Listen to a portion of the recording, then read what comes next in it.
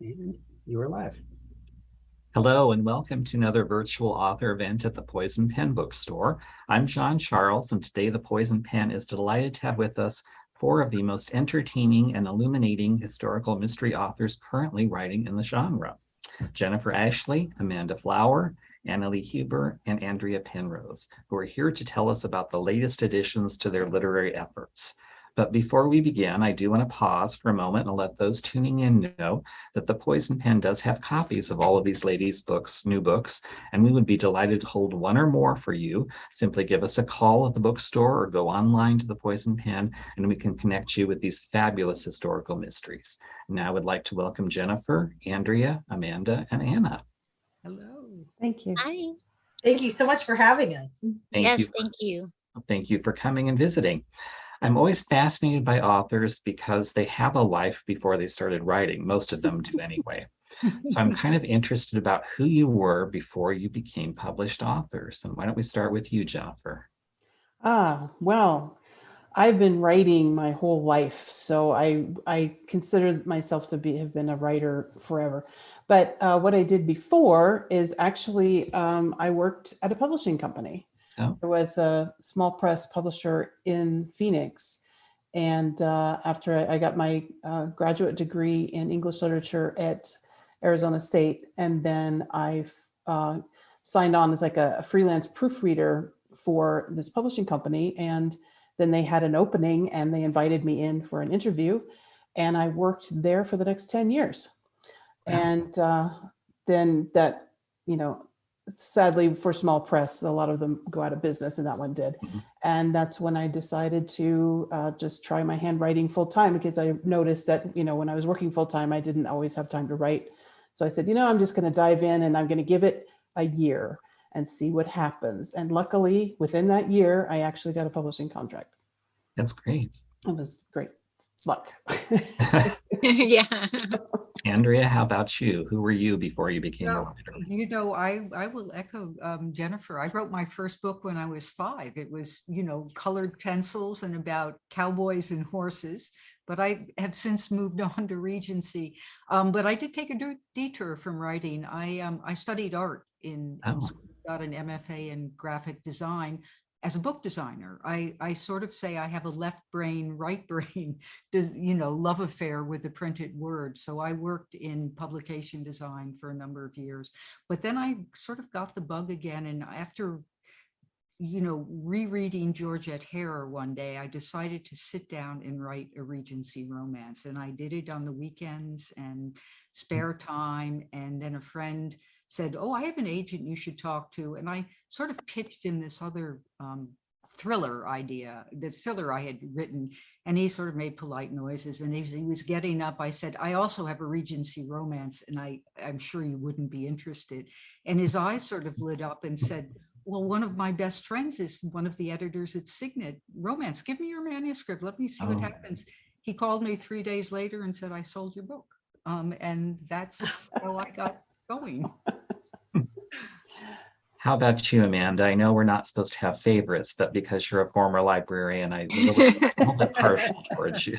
Yeah. I am a former librarian. I was a librarian for 15 years.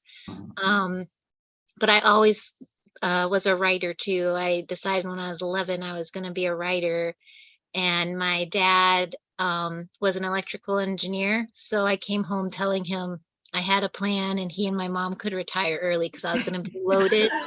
And he was like, "I don't think it's going to work out like that. And you're not going to live with us. After you're 18, you go through college and everything." So he sat me down with Microsoft Excel. That was probably like 92 or something. And we made a list of occupations that I could have to support myself till I got to that point. So librarian was the one we decided on, and we had the plan, and I executed the plan. In 2018, I retired.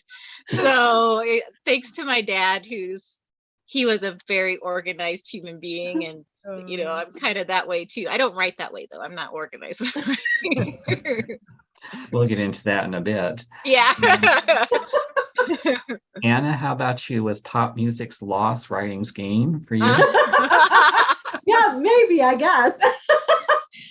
Yeah, like these other ladies, I was a writer from a young age. I think I wrote my first book in like fourth grade, and then my second love is music, and that kind of won out. I went to college for music. I got my degree. I was in Nashville. I wanted to be this rock star pop singer, tried to make a go of it and discovered how really difficult it is.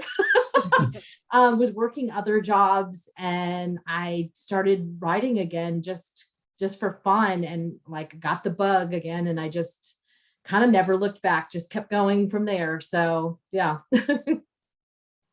Okay, let's take a moment and have you tell us about your latest book, what you want readers to know before they dig into it. And we'll start with you, Anna.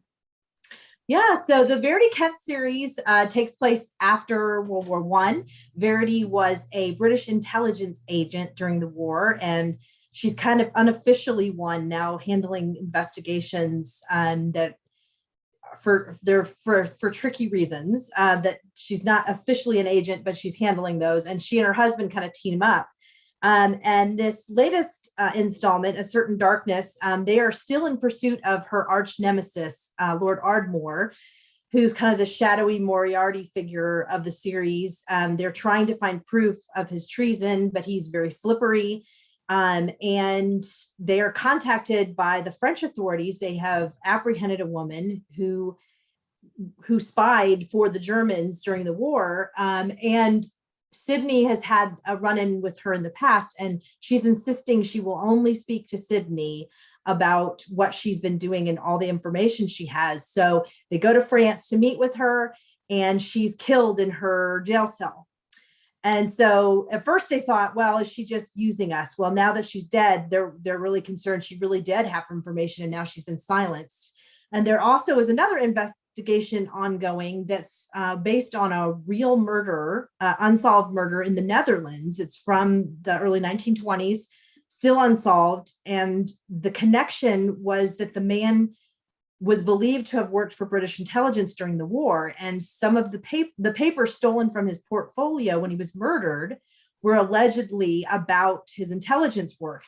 And so I thought, I have to use this connection. When I found out about this murder and the British intelligence connection, I had to figure out a way to bring Verity and Sydney into it and try to solve it in my own way. So those are the two investigations, and they end up weaving together for nefarious reasons. Wow. Amanda, how about your new book? It's the Start to New series. Is that correct? Yeah, it's the Start to a New series, and it's my first historical mystery. I'm pretty well known for cozies, especially Amish cozies, so it's a little bit of a departure. But it is Because I Could Not Stop for Death, and it's the first of the Emily Dickinson mystery series. So I see you have it back there, but it's right here too. And when I mentioned before that I retired in 2018 from being a librarian, in 2019, I wanted to challenge myself as a writer. I had more time. I wasn't working a full-time job anymore. I've since found that I've easily filled up that extra time. So I wanted a more challenging, not that cozies aren't challenging, it's still writing a mystery and everything, but I just wanted something like a little meatier, I guess, to write. And so, I was telling my husband that I wanted to write historical because a lot of my mysteries have historical bent in them. They do solve old cases, that sort of thing. And we were driving to Iowa. He was my boyfriend at the time, and we've since gotten married, to meet his family. And I was super nervous, and I just remember screaming, Emily Dickinson, in the car. And I realized no one had written a mystery with Emily Dickinson as a protagonist. So I was like, oh my gosh, this is amazing, and also terrifying because she's so beloved. And my agent happened to call while we were on this cross-country drive. And so that's how and I told her, and that's kind of how it happened. But the story is narrated by Willa Noble, who is Emily's fictitious maid. It opens up, Willa is interviewing for the undermaid position in the house. And she's gonna not get the job. Like, she's covered in mud, she's late, she's a hot mess. And the other maid, the head maid, Margaret O'Brien, who is a real historical person, is like, okay, thanks a lot, and she's gonna go away. And Emily just comes in the room and says, I like this girl, let's hire her. And from there, Emily and Willa have a bond. And when Willa's brother dies unexpectedly at the stables where he works at, and Willa suspects something's amiss, Emily, being extremely curious and extremely intelligent, wants to jump in and solve the crime. And Willa's a little reluctant to be a sleuth, but Emily's like really gung-ho. So it's kind of like Sherlock Holmes and Watson meet 19th century poetry. That's how I would pitch it. Oh, that's a good tagline. Thank you. I literally just thought of it. That dog. Andrea, what's up with Murder at the Serpentine Bridge, your latest? This is the 6th book in the Rexford and Sloan series. And I have 2 protagonists. Charlotte Sloan is secretly one of London's most infamous satirical cartoonists. She has to work under a pen name. She's taken up her late husband's pen. And in Regency era, the cartoonists were really like the Trevor Noah and Jimmy Kimmels of today. They let the public know all the real scandals that were going on. Were very sarcastic and acerbic and revealing the picadillos of the rich and famous and powerful. And people would go every day to the print shops to look at the new publications. Even if they couldn't afford to buy a print, they could read the captions and see the very, they could get really sharp commentaries in the drawing. So she meets Lord Rexford, who is a scientist, a very eminent, but temperamental and moody and a loner scientist, when he is accused of murder, and Charlotte has been making fun of him in the cartoons because he had been having a running feud with a cleric who is criticizing his debauchery. He wasn't really, but and when the cleric is found murdered, the Earl is the prime suspect. And Charlotte and he discovers her identity and makes a deal with her to help him find the real culprit. He basically threatens her that he will expose her. They come to actually, they hate each other at first and then come to have a real grudging respect for each other because they see things in very different ways. She is an artist and sees details. He's a scientist. He looks at things with great logic. So they're both very observant, but they see things in different ways. So they end up being a very good team, and they've been involved in different mysteries. They are now married in this book. They have just been married in the 5th book, and they are looking forward to a summer of peace and quiet, just going to their country estate. But it is the peace celebrations in London. Napoleon has just been exiled to Elba, and all the heads of state from all over Europe have come for a party. And what a party it was. There were fireworks, all these things going on, but I set a mystery. The first scene is Rexford and the 2 young urchins that have become their wards are out in Hyde Park at night walking their very big dog, and they discover a body floating in the Serpentine, and it turns out to be a murder and an engineer who's been working at the Royal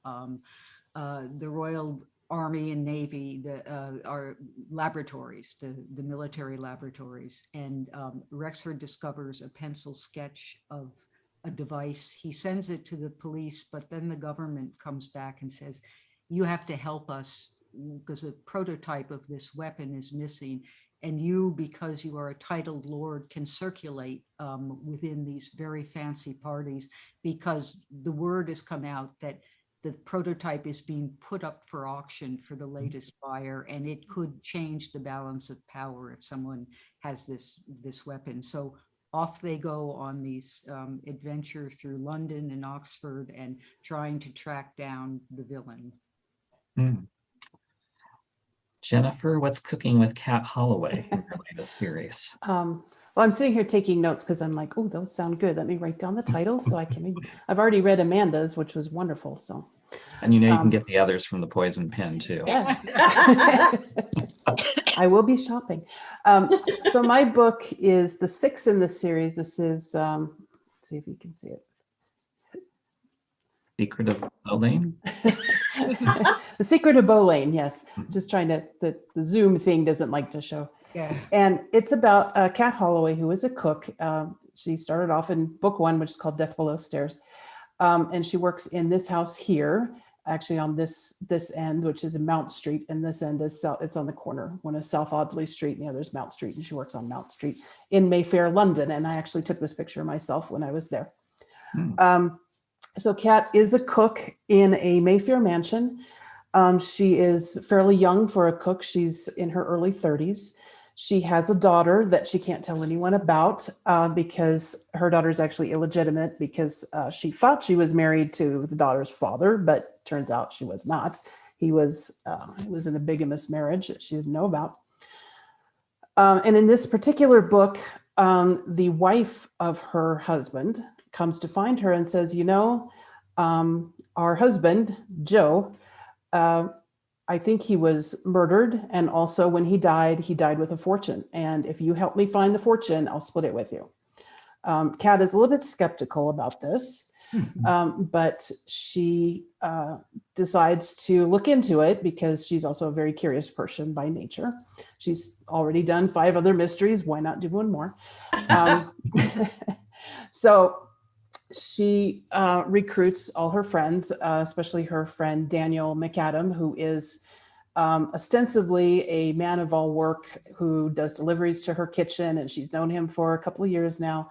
But actually, he works for, we're not sure what, but some people in the government. This is set in the 1880s. He works for the government somewhere. I'm going to reveal in another upcoming book exactly who he's working for, but because I know, but nobody else. But Kat doesn't know either, so everyone will find out when she finds out. So he is also kind of a master of disguise. He can turn himself into a city gent. He can pretend to be a frivolous young lord, so spare somewhere. And he helps her look into this murder, which involves theft of a large amount of money. They have a lot of adventures, and it's kind of a fun book. And she also explores a lot of her own past and learns things about her husband and just kind of how far she's come since he died and she found out she wasn't his wife, and she has and she was pregnant at the time, and it was just a very dark time in her life. And it kind of shows also how far she's come since that dark time. My next question I'll throw open to all of you, whoever wishes to answer. What is it about historical mysteries that drew you in as an author, and why do you think they're so popular with readers? Well, I can start if Sure. that's okay. One, I've been reading historical mystery for years. As long as it has existed, I have read it, because I've always said, I'll read anything mystery as long as it's historical. So I really, really enjoy it. And when I first decided to write mysteries, I was just automatically where my mind went, even though I do read contemporary mysteries and I like them. But my brain just went down that track. And so I started writing a Regency mystery series, and the Kat Holloway series came to me soon after that. I'm also writing a ancient Rome mystery series, and I have ideas for mystery series and other time periods that I really love to do if, I ever have the time. But I think they're popular because, in my opinion, it's a way to explore the past that's maybe not as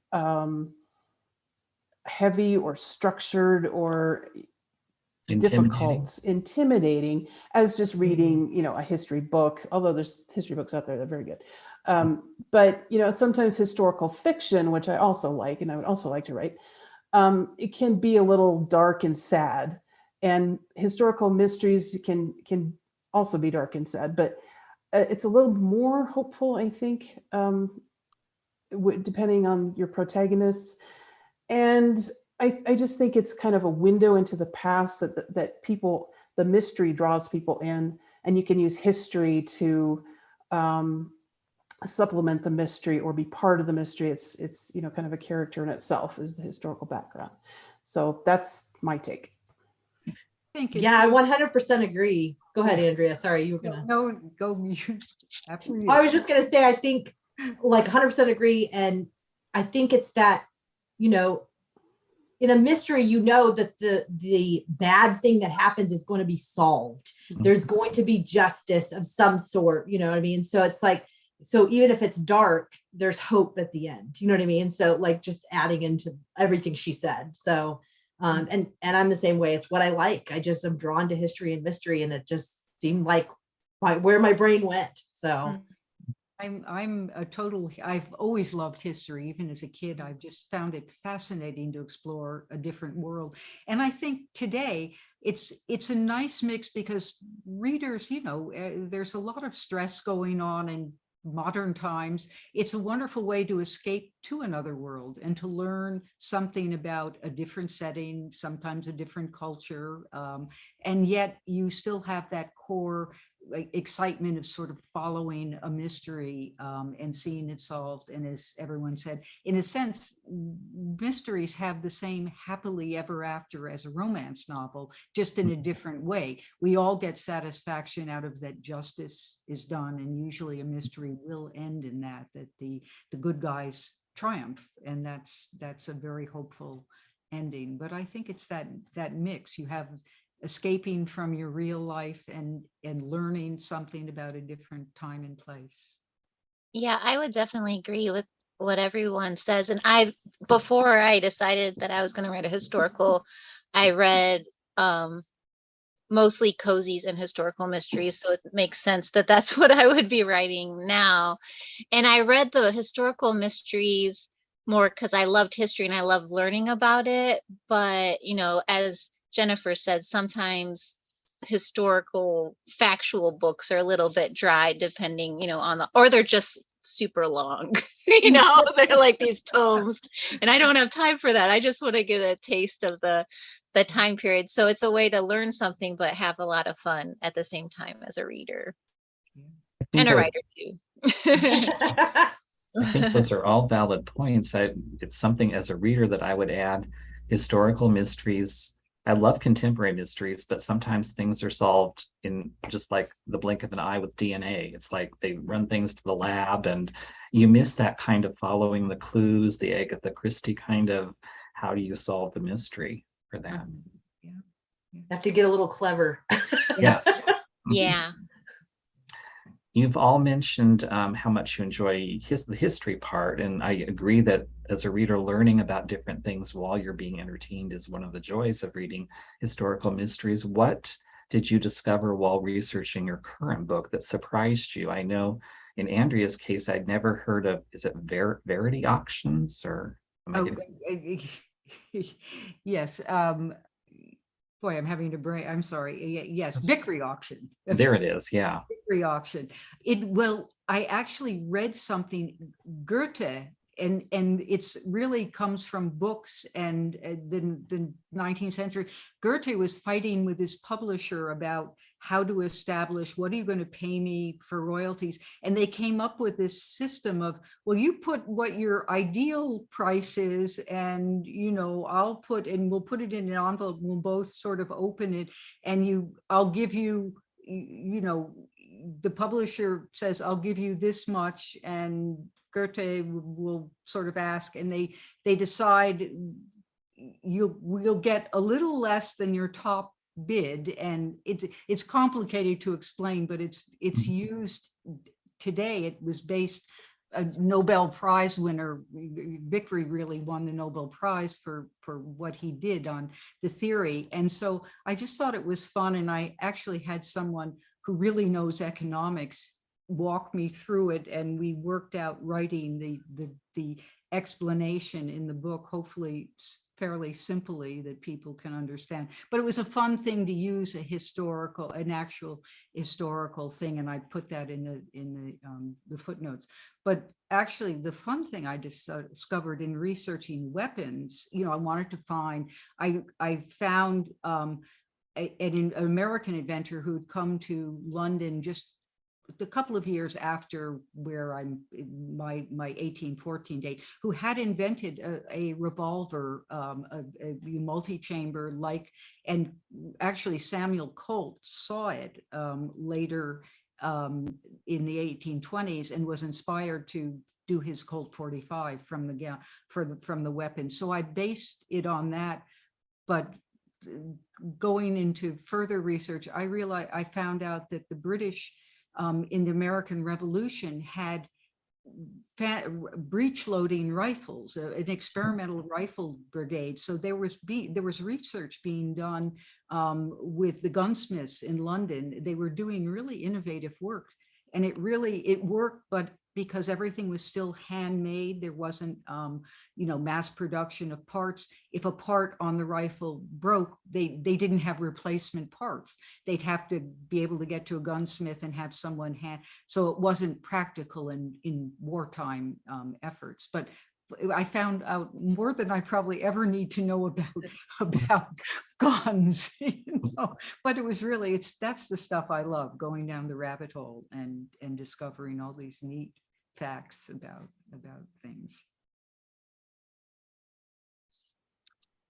In my case, I learned so much about Emily Dickinson. Like I said, I decided, in this car that I was going to write about her. But, other than studying her poetry in school and being told in school that she was a recluse, who was in a white dress and that wrote all the time in her room, I didn't really know a whole lot. And then I was like, oh man, how's she going to solve a mystery if she's like a recluse? So I was like, well, I'll figure it out. And then I come to find out she didn't become a recluse until she was in her 30s, kind of around the time of the Civil War, her mid 30s. Before that, she was active in society. She traveled. And I was trying to figure out what year to put it in to make her old enough, to maybe be out by herself, but also not too old that she's now recluse. There's that little sweet spot. And I'm looking in the 1850s because it's such a turbulent time in America. And I thought it would be a great scary setting for an author because of the turbulence. But I thought it was important to write about. So I find out her father was a member of the House of Representatives, and she went to Washington, D.C. in 1855 by train with her sister because he was not reelected. He lost his bid for reelection, so he was finishing his term. So he kind of wanted his daughters to come and see the city and everything. And there's all these letters that the girls wrote talking about going to Mount Vernon as tourists and all these parties and eating ice cream for the first time, all of that things. And I was like, oh, that feeling you get as an author that you're like, I found the right time period. You're it's shaky.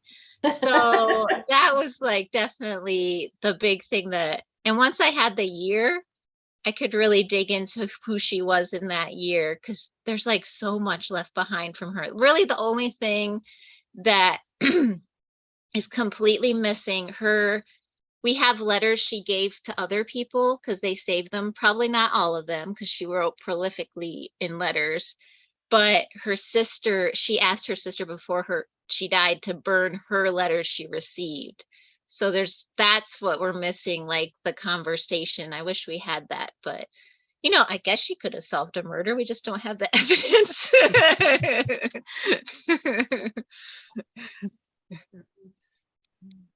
I guess for me, I did a lot of learning about the Netherlands during World War I, which is not written about a lot, because they were neutral. And in World War II, there's a lot written about them in World War II because they were occupied and so much of their country was destroyed. I mean, a lot of this book is set in Rotterdam, and 90% of the city was destroyed in 1940 during World War II. So I had to really stretch to try to find what it looked like and maps and all that stuff. So I learned a lot of really fascinating stuff you would think, just on a glance, oh, it was easy for them, but it was so not easy to remain neutral, stuck between all these countries warring and all the things going on. And I found out that there was, because of strange medieval land laws, there is part of Belgium that is surrounded completely by the Netherlands. It's just this little like municipality. So during the war, when Belgium was all occupied, except that small corner that was behind the Western Front, there was this little area that was not occupied because Germany could not encroach into the Netherlands. And so of course, all the intelligence agencies are trying to like use that area in some way, which was kind of fun to get to use that and highlight that area. And I would say just briefly, the other thing that I learned, I read a book called The Road Less Traveled by Philip Zelikau, and he and his fellow historical researchers, it's a wonderful book. It's brilliant. And it's also heartbreaking because you realize that there was a moment in late 1916, early 1917, where we could have had peace, and how different the world would be. Just all the cascading dominoes of things that would have been different. And that book was really critical for me in writing this book and getting the mindset for Verity and Sydney and the things they're going to find out. So highly, highly recommend it, but it's a really hard read because if you know anything about history, you're just, every time you read something, you're going to be like, what? Like you just want to go back and make it happen. So. Okay.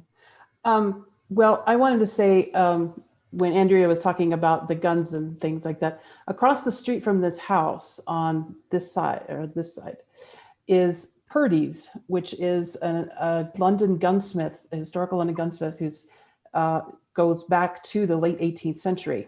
And I actually used them Purdy guns and it wasn't actually there in the Regency. It was in Grosvenor Square, I think, somewhere. Anyway, I actually used that as a plot device in one of my Captain Lacey Regency mysteries. So I just thought that was interesting. But other things I learned writing Secret of Boleyn, it was really fun to go into Cockney London and the streets. I do a lot of research on maps, and I look on maps and I say, what is that? What is that? And it was a lot of fun to go into that area. And one thing I did research on was the Goldsmiths Company, which was a guild that went back to, I can't remember when, I think the Middle Ages, or I think actually Queen Elizabeth I set it up.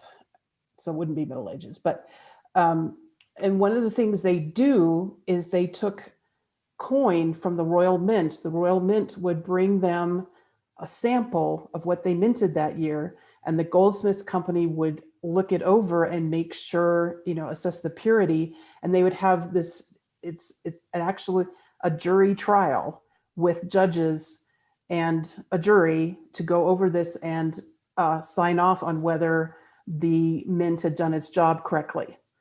And so I kind of incorporated this and I think they're still doing it. So I got to incorporate this into the plot.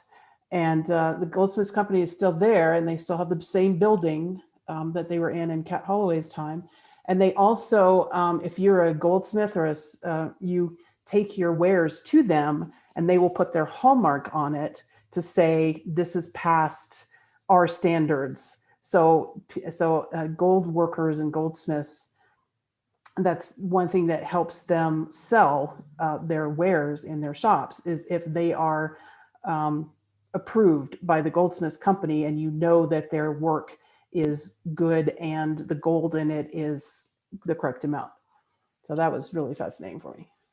That is. My next question for you as a group is, you've all written or are writing series, historical mystery series. What are the benefits to a series as an author? What are the challenges? How do you ensure that each book kind of stands on its own, yet some of you have this overarching storyline that threads through the series? So pros and cons of series.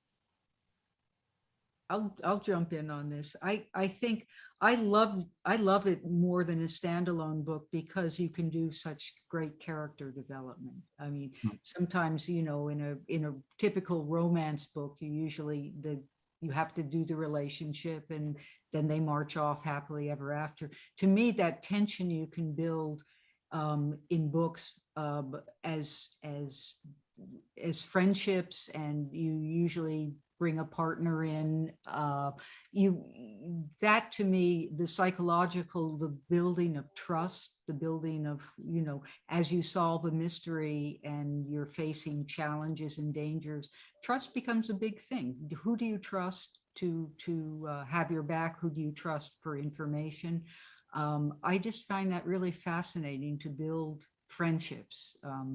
And, you know, the drawback is, you know, you have to keep it fresh for readers, I think. And, you know, you always give a little backstory. I try and make my books standalone, even if they come in at the fourth or fifth. I think they miss a little of how the characters have gotten where they are. But the other thing is I usually try and add a new character or some sort of friend on the to the growing circle of my core protagonist group, because I think that gives readers somewhat, it's a new cog in the gears that are turning, and it makes everyone, the characters they know, react a little differently too, and sometimes can grow the group of friends, get challenged in different ways. So it's a balance between really keeping it fresh for readers and not just repeating a formula, but making them find the characters new and a different facet of them each book. Definitely, I think you can tell a bigger story with the series. I mean, the big thing for me is the characters, that, like she said, the character development. You can make their character arcs so much larger and really delve into them and really delve into difficult, tricky issues. I mean, you know, if it's domestic abuse or whatever that, you know, we know doesn't get solved like that, you know, so you can really go deep and you can expand your cast of characters. I mean, at this point, I mean, I love it because then you can just keep visiting them, you know, and readers ask for them, and it's almost this whole family, you know, of people that just become, you know, part of you. And but yeah, I think it just lets you just go bigger. I mean, for me, but like Andrea said, it can be tricky because you want to, with each installment, let people jump in, but the longer you go along, it's like, okay, I gotta give them the people that haven't read it, but I also don't want to bore the people that have read everything, you know. So I think it gets harder and harder as you go along, knowing what to give and what not to give. So, Yeah, I would agree with what they said about character development. And, you know, that's what I love, is getting to know not just my primary character, but all the people around her, and how their lives have changed since the first book. The biggest challenge for me is like a practical one. You know, this series just started, but I have one of my Amish series.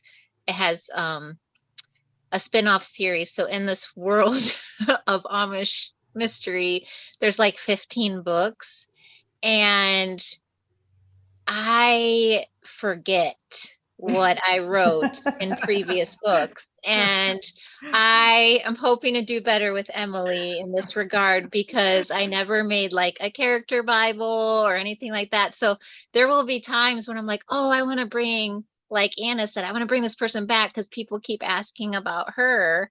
And I was like, I literally have no idea what she looks like. So I have to like go through the manuscript, you know, the book she was in. And I found the easiest way to do it is buy my own book on Kindle and use their search feature. So that's what I do.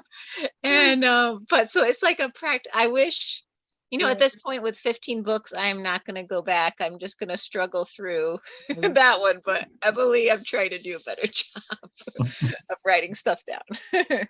I do that. I go through, like I just read through a series, and I have my books on Kindle and I highlight them with things I need to know.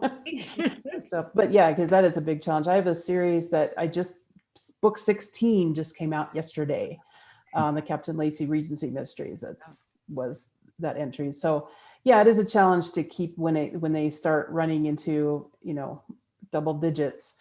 To keep it fresh, and like Andrea, I do try to introduce new characters and kind of expand the family. And a lot of readers, I'm sure you all get this from readers, is that they just love being with that character group, and they love a new book out because they can go and then be with that family as it were. So. Let's talk a little bit about your writing process, because at least from a reader's perspective, when I read a mystery, you have to know how things are going to fall into place. It's not something where you can just cross your fingers and hope the murderer announces who they are at the end of the book. What is your process when writing a mystery? Do you find that you have to structure it so you can plant those clues and red herrings, or do you just cross your fingers and hope it's going to work out? Well, I'll jump in because I have the worst answer. I am definitely, I wing it. I sit down and I start writing and I don't know what I'm doing. It's a terrible experience. I literally cry every book. Like, this is like 100% true. Right. Anna's heard this many times. We talk about this a lot. We talk about this a lot. The fact that I have no like real system. So it's not unsurprising I don't have a character Bible for a series, and I have tried so many times to outline, and I put the time in, made these beautiful documents, and then as soon as I start writing, out the window it goes, and or I feel like so constricted by it that it's causing me like massive anxiety that I'm just like mechanically writing. It doesn't feel right. Yeah. So, one day my agent, I'm lamenting the fact that like I don't write the right way. And, I'm feeling really down on myself because I'm not doing it the right way. And she's like, how many books? But at that time, I think I had 20 books out or something. And now I have 45. But she's like, you've always get it done. It's always great. Cry about it and get back to work. So that's my terrible answer. So do not try it at home. But the moral is there is no right way. Right. Yeah.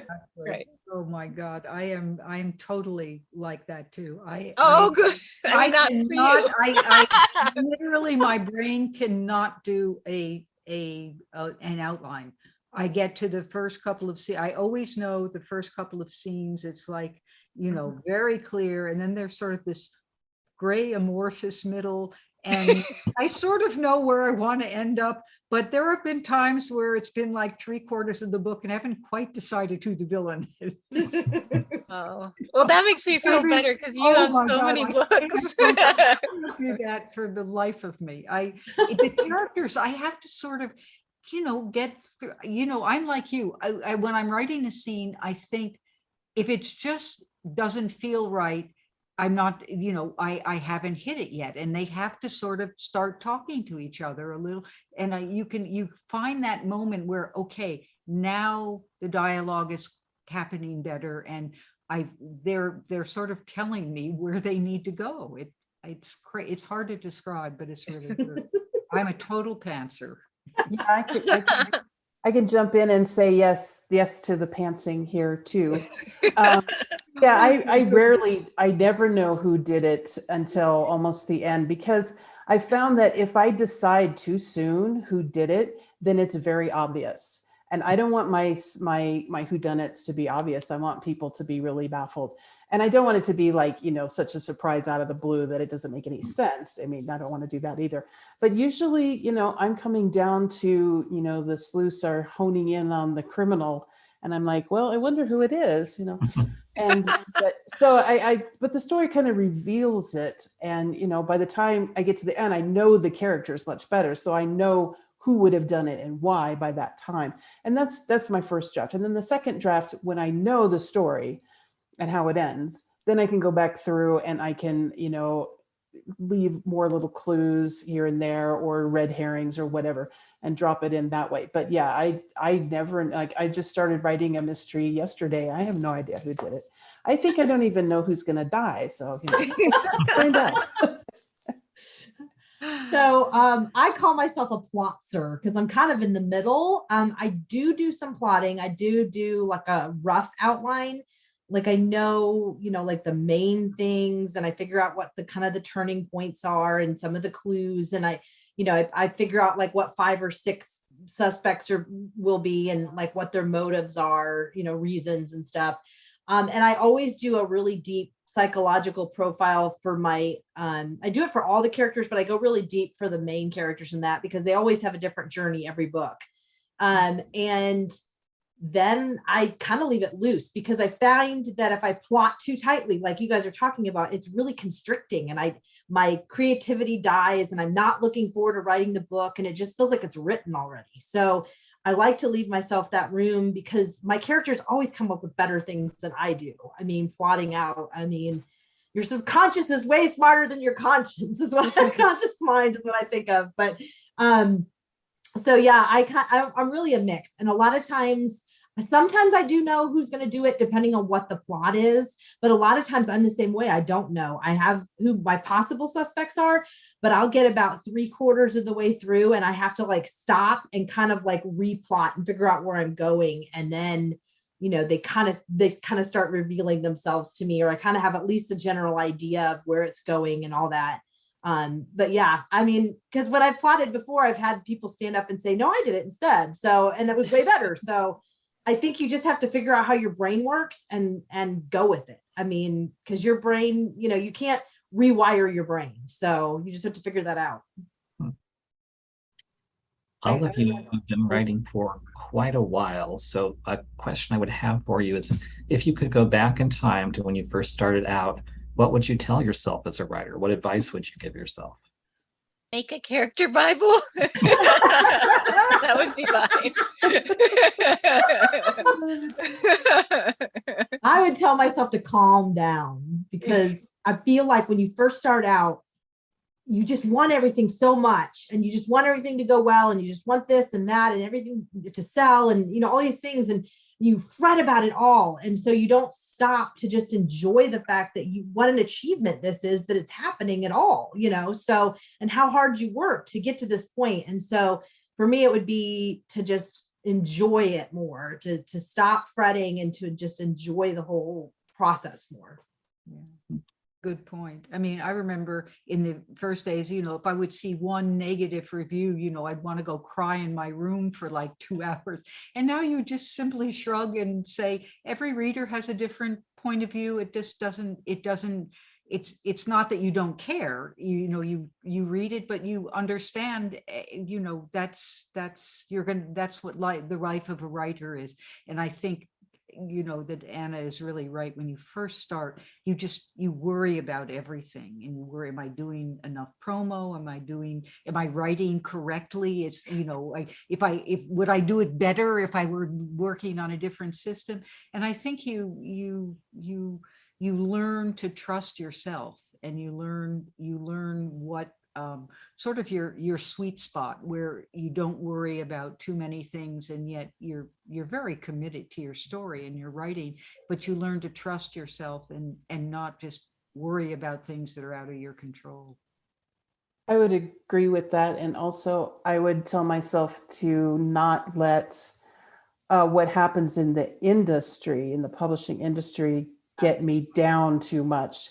And not let that destroy my vision for my series, my books, and my creativity. Because for a while, especially when I first started, I was fretting about, are my books in the bookstores, or is anybody buying them? I can't go and stand in every bookstore and guide people to my book and hand sell them my book. And that really, I was really kind of freaked out about that. And also the fact that I went to my very first book was published. I went to a bookstore and I saw it there and I was so excited. And then I turned around and I saw all the other books in the bookstore. And I was like, how are people going to find mine in this sea of books? And that's when I realized you're not just a superstar just because you publish one book. And so I would like to go back and tell myself, it'll be okay. Slow build is good. You don't have to be a shooting star. You can, and you don't have to let it destroy your creativity either. Or your self-confidence. Yeah. It's a tough world. I mean, the publishing, and as you said, it changes, from going from print to ebook to whether you're a hybrid author. It used to be, I think, the traditional path was you get a publisher, then you build, and after 8 books, and the world became the publishing world didn't work that way anymore. You got dumped very easily, and you couldn't take it personally, and you now most everybody has moved from one publisher to another. It's just the nature of how the industry works these days, and you just have to get used to that sort of change. Let's switch gears a little bit and talk about yourself as readers. If you want or would like to, can you share maybe which historical mystery series you gravitate to as a reader, something you've read that you've enjoyed? We'll exclude the authors current today and just admit that they're all excellent books. But if you could read another author's series or do read them, who would you go to?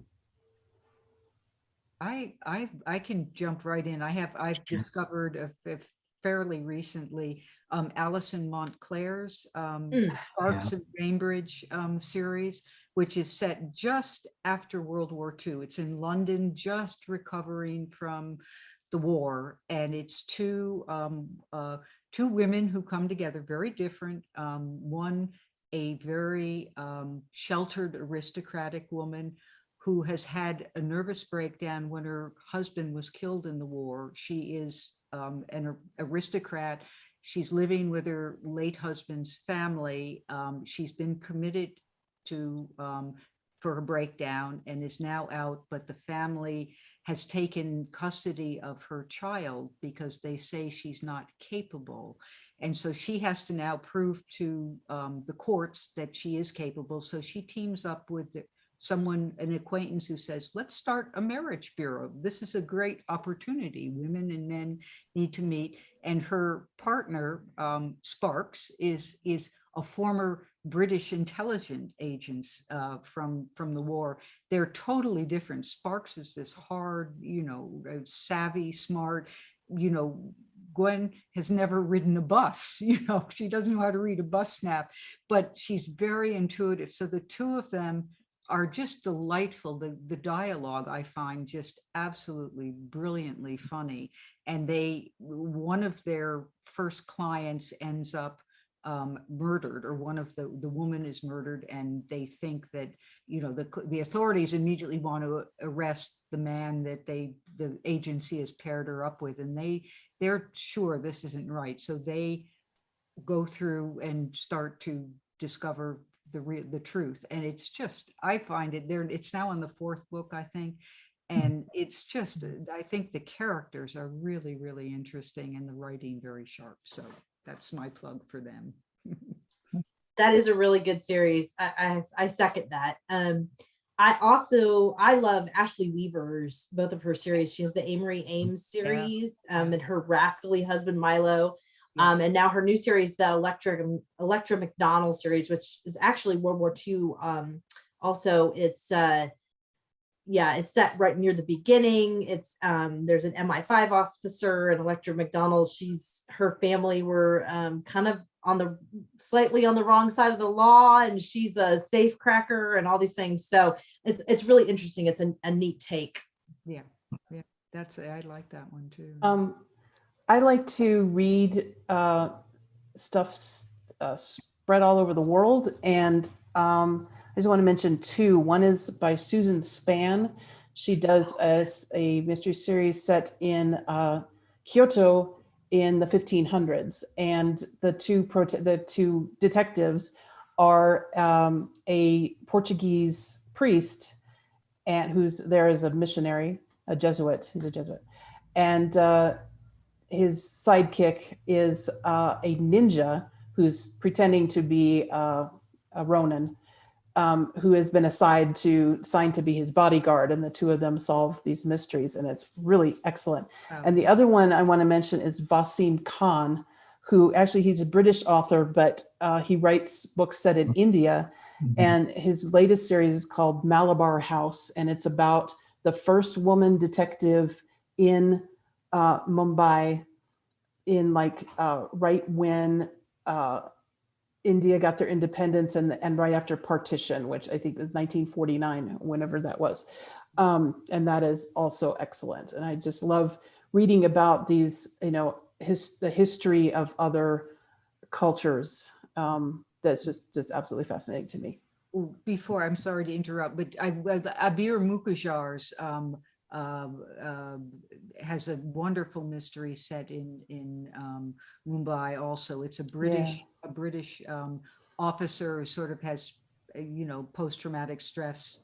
He's assigned an Indian sergeant to assist him, and it's a wonderful series too. And the British officer, because of his war injuries, becomes an opium addict, and there's that tension in him trying to break his addiction. It's just a marvelous series too. I am writing all of these down because they sound so good, and especially the ones set in India. I went not shortly before the pandemic. Thankfully, before the pandemic, I went to India and was there for a week, just for travel to see the country. So I think to read a mystery about it would be amazing. So I'm definitely going to check those out. For me, one of the ones have been around a long time, but I still read all of them, is Charles Todd. Of his two series, Bess Crawford's my favorite, and it might be just the fact that I'm very drawn to a female protagonist, and but it's a set in post-World War II. Post-World War I, and she was a nurse in the war, and it's just, I've been reading them forever. And when I was a librarian, I was lucky enough to have Charles and Carolyn come to my library for an event, and I got to take them out to dinner. So I felt so fancy with them. And he's just, of course, she's passed away now, which is very sad, but he's just a really nice guy too. So I recommend those books.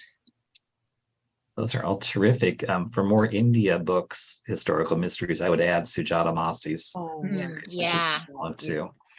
We're almost out of time, but so before we lose everyone, I would like each of you to remind us again about your new book. Give us the title, the author, all that. We know who the author is, but the title. And tell us how readers can learn more about you. Do you have websites? Are you on social media platforms? We'll start with you, Jennifer. Okay. My book, can you see it? Oh, yay. Is A Secret of Bow Lane. Looks like it's backwards, but that's okay. The Secret of Bow Lane. This is book 6 in the Below Stairs Mysteries series, which you can get at Poison Pen Bookstore. And you can connect with me. I have 2 websites for this series. One is catholloway.com, and cat is spelled with a K, and jenniferashley.com, which is just jenniferashley.com.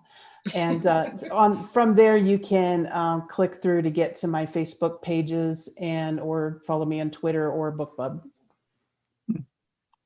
Andrea? My book is Murder at the Serpentine Bridge, and yes, you can buy it at Poison Pen Bookstore, and I can be reached at andreapenrose.com, and I have a section there called Diversions, where I do a lot of the historical background of some of the inventions and the things mentioned, like the peace celebration.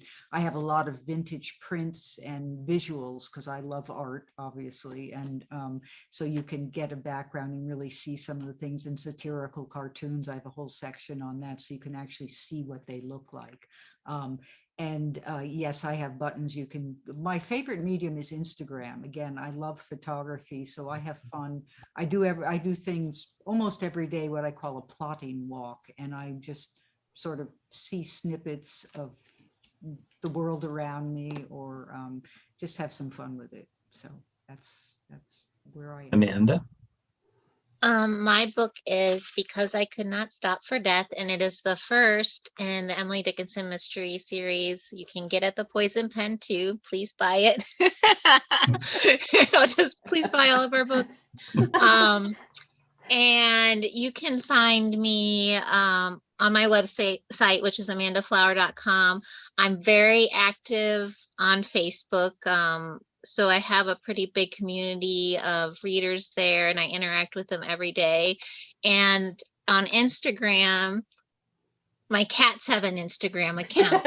So if you would like to see, I just adopted 3 more kittens. So now I have 5 cats. So it's a very active Instagram account and it's adorable. But if you search on Instagram, Amanda Flower, it'll come up, and the account's called Cats of Amanda Flower. So, and they also take a lot of cute pictures with this book. So they are great. I highly encourage all authors to use your pets as marketing tools, but also they have, that you have to give them food and love and all those good things. I have my two editorial assistants. I see that. I was looking at them. I have fun. Cute. They're a lot on Instagram too. Yeah. Anna, how about you? My latest is A Certain Darkness. It is book 6 in the Verity Cat series at Poison Pen. And you can find me at annaleehuber.com, and you can find all my social media links and all those things, YouTube channel, all that stuff. And I actually have an extras page also that has things like maps where I map out the whole series. You can find all the stuff, all that. So you can check it out there. Well, I can't believe how quickly 60 minutes have flown by with such an entertaining quartet of authors. Jennifer, Andrea, Amanda, and Anna, I'd like to thank you for taking time to visit the Poison Pen virtually. We hope to see you in person sometime in the future. And I'd like to thank all of you who have tuned in to another virtual author event at the Poison Pen bookstore. Thank you. Thank you so for much. having me, John. Thank you.